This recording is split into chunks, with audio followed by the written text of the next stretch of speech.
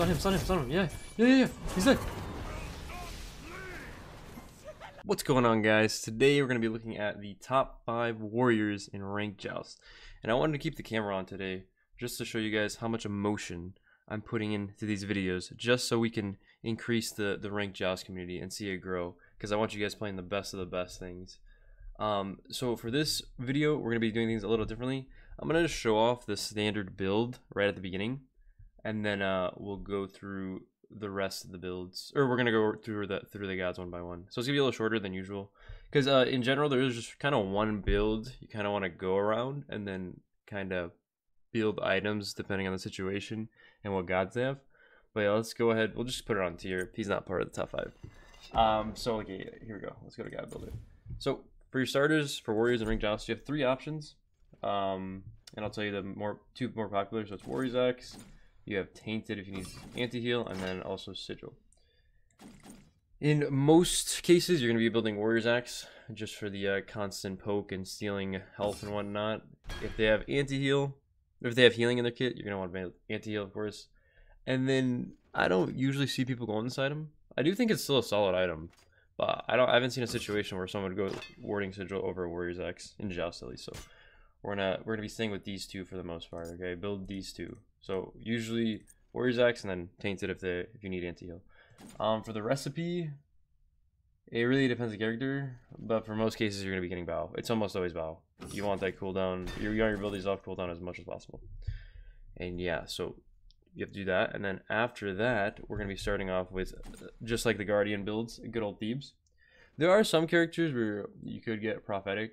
If you're double tanking and your other guard is getting Thebes, if you can stack Prophetic pretty easily, you know, with characters such as Achilles, hint hint, cough cough, you could really get away with doing that, because the item does offer cooldown. That's really nice. But for most cases, we're just gonna go ahead and go Thebes, you know. And after Thebes, we're gonna these two next items are either built depending on 2 magical or 2 physical. So if they're 2 fizz, you're gonna go Glad first. If they're 2 magical, you're gonna go Onis first, is the way I look at it. But you're gonna want both no matter what, because both of these items are crucial for the success in your game, you know. So you definitely want those. And now after that, you're gonna want a what's it called? Pridwin in this item is a must. You kind of want to be spamming your abilities off cooldown / ult and trying to get the relics as much as possible. And this next part is also important. You want the blue Pridwin. You don't want the other Pridwin. I think you want the right-sided Pridwin. The blue Pridwin gives you more of a shield. I think the more defense you have. So you really just want to be, if you're diving the back line. Okay, well, we got an invite. We're gonna go ahead and decline that. Not right now, friend. Oh, got a message too. This is going great. But you want the blue Pridwin for sure. It gives you just more tankiness and more time to be in the backliners' faces. If your 2 damage dealers are dealing with their tank, because it might be happening vice versa, right? Their tank might be diving your 2 backliners, and you might be doing that to them. So you want to buy as much time as possible for them to get rid of them, or for you to get rid of one of their backliners, you know, something like that. And then the last one is another situational dependent item, but yeah, or yeah, if they have a hunter in their team, which they usually will, you're gonna want a Midgard. Definitely want a Midgard here. So this item is so crucial in making the hunter's life hell.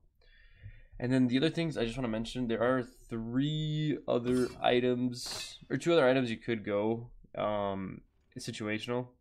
So one of them is going to be Brawler's Beat Stick. If you think you need more damage and you didn't get the Tainted Steel at the beginning and you need the anti-heal, go ahead and go Brawlers instead of one of these, instead of maybe a Midgard or something. Like, I think it's more dependent on that. And then the other item would just be Spectral. So if the hunter is building crit, you want to get that Spectral online. If they have Fail Knot and a Deathbringer, then definitely get it online.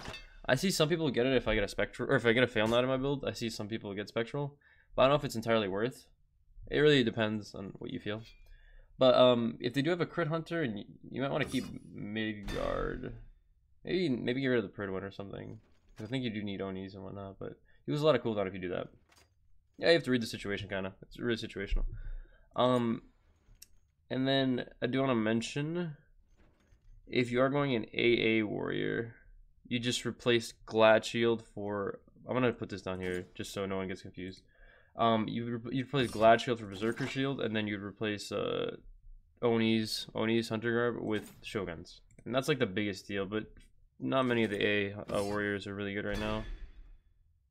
And then one more thing, instead of your brawlers, if you need a damage item, you'd be going kin size because you have a lot of attack speed with this build, and you're just doing percent health damage. So that's kind of like the AA route. But yeah, that's pretty much it. And I guess we're just gonna breeze through these top 5 warriors right now. But yeah, hopefully I'll time or mark this so people can see the build and then go through the rest. Okay. But going to number 5. Okay, I'm very confident in top 4. I believe top 4 are 100% correct. I can see 5 being switched out for other characters, but for that 5th spot, I'm gonna give it to Hercules. I just think his early game pressure, guys. These autos right here. You see this big ass club, whatever you want to call it. This shit hurts, man. This shit hurts. You can get 100 to 0 in no time. Like, his autos are some of the hardest hitting autos, I swear, in this game. He's probably one of the better early game warriors, including like Milan too, right? They hit super hard, but there are other warriors that do so. He's probably not the strongest hitting one, but yeah. Good passive, you know, makes him more powerful. That's why he hits so hard, right? His passive. The one is great. Ooh, let me tell you guys a little secret since we're on Herc, right? Little comp secret, right? If you go Agni, you have that long distance stun. You could really set up your Herc for a pull push, and guys, that is almost guaranteed to kill. If you get this combo off on somebody, especially squishy, right? It's an automatic kill in most situations, especially early game. Or you could at least pull their beads.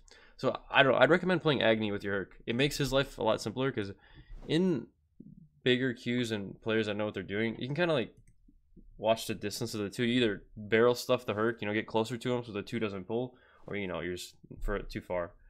I mean, good 3. This makes him feel super tanky, man. Like, you think you kill a Herc, boom, he pops his 3 and he's back to full ult or something. Like, it's ridiculous. Great ult too, CC immune, beautiful damage, can, you know, snipe a kill at the end. Good character overall. But yeah, that's the one I'm most skeptical about. I think you could substitute other warriors depending on what you like and what you play. Okay, number 4 is going to be going to Nike, guys.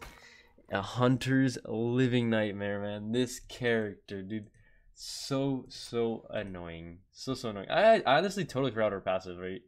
I totally forgot about her passive. Cool passive. I don't know. Not much to say about the passive. Guys, the one, man. God, this ability disarms if you hit all 3 procs. A lot of people don't know that it shreds after the second hit. If you hit the first 2, it shreds. But also, just the pure damage this does is insane. Oh, another thing is around the topic of Nike.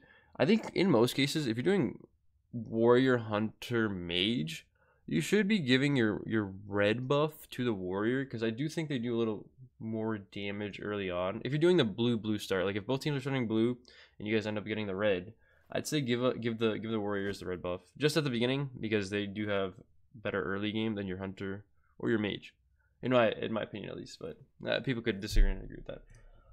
Again, another auto blocking thing. You know, the 2 hold it up, blocks autos. So annoying. God, I hate this character, guys. Very good into ADCs, which a lot of these warriors are gonna be. More CC, you know, you jump on somebody, they're in the air for almost like the length of a Bacchus flop, right? Like Bacchus and her have like some of the longest knockups, I swear. And then her ult, Sentinel of Zeus, big ass shield. She goes hard with the Pridwin, guys. You know that Pridwin shield you get? Maybe double that when you play her, right? So one thing I will say is if you are facing a Nike, right, definitely want to get some Sunders online, okay? That's like the only way to shut her down. In my opinion, this is one of my favorite characters to solo queue as. Not me in particular, but I think she's a really strong solo queue god. Like, you can really carry a game, because you can solo backliners pretty easily and like get out almost full HP just because of how much shields you get from your what's it called, Pridwins and your ult. Like, I highly recommend, if you guys are in the lower ranks or even like a little higher, like you can solo queue if you play right. Just play your distance. Don't, if you're casting your 1, you know, don't get, you know, CC like a Ganesh silence or something like that, you know, like avoid stuff like that. Play your distance. She definitely has counter picks to herself too, so you gotta watch out for those. I think Ganesh is pretty good in there. Number 3 is gonna be going to Chulainn. What a guy, man. Really gives you that early game pressure. He almost guarantees a red buff, right? If both teams are fighting, I feel like if you're against a Chulainn, right, you want to try to fight him before he gets any rage online, because in my opinion, like, fighting him before the wave comes, level 3, he doesn't want to cast his abilities, right? Because if he's only hitting one of you with his, you know, 1 or his 2, he's not getting much rage, right? Chulainn really wants to wait for the first wave to come in so he can start getting this rage online, and then he builds it up, and then, you know, he's gonna transform, and then he becomes a beast, and then you pretty much lose all your HP and guaranteed this team the red buff, right? That's the way I look at Chulainn, but it's kind of hard to do that. He doesn't have to buy mana pots, you know, he's the rage, also really good. This has healing reduction in it, by the way, I just want to mention. Some people don't know that. I'm pretty sure when you rage out, though, this doesn't, it's not healing reduction on the one anymore, it's just the root now. I could be wrong with that. Somebody knows the answer to that, please correct me, but yeah. 2 is pretty much, you know, what's it called, mystical mail. When do they get buff that item, by the way? Buff mystical mail, guys. We missed that item. 3, yeah, you jump, you do damage, really, really good. And then the ult, guys. Blink Chulainn, please go blink Chulainn, right? You go blink Chulainn, you ult, you transform, you ult again, like, oh my gosh, you guys, so much damage. Really, really strong warrior. Highly recommend playing him. He's good into a lot of teams. Like, you can't really go, I would never cry about having Chulainn on my team. I really would. Overall beast, just look at him. Just look at him. Okay, number 2, guys. I was fighting for this number 2, number 1 spot, but like it was more of a personal thing. I had to give. Everyone knows the number 1's gonna be like. Let's not all kid around here, but number 2, this motherfucking blue guy right here, man. God, I hate him. God, does anyone else hate this guy? Like, I like him in Final Fantasy, or like her in Final Fantasy. She's way better in Final Fantasy, right? But in Smite, man, in Smite, what? Look at these abilities, man. These abilities are disgusting, man. What does this first one do? It drags you in. It can catch dashes. It can do everything. You blink. You start at level 3. You get your blink first. Okay, you get your blink first. You do a little bit of this. Do a little bit of that. The backliners are half HP, and they can't do anything to you because they're CC'd. They're knocked up and they're dragged. And then guess what? On top of that, you have a blocking stacks in his 3, or you could slow them depending on what stance you are, or whatever. Like the what is it, like the blue or red stance, bliss or destruction. This character is so annoying, man, especially for the hunters. Any ADC players agree with me on this? Like, God, man, like, how do you counterplay this? There's no counterplay. You just get beat up and you have to watch. There's nothing you can do, guys. This character is broken. I highly recommend. Another amazing solo queue character. If you're looking to rank up in Ranked Joust and have no friends, you know, it happens.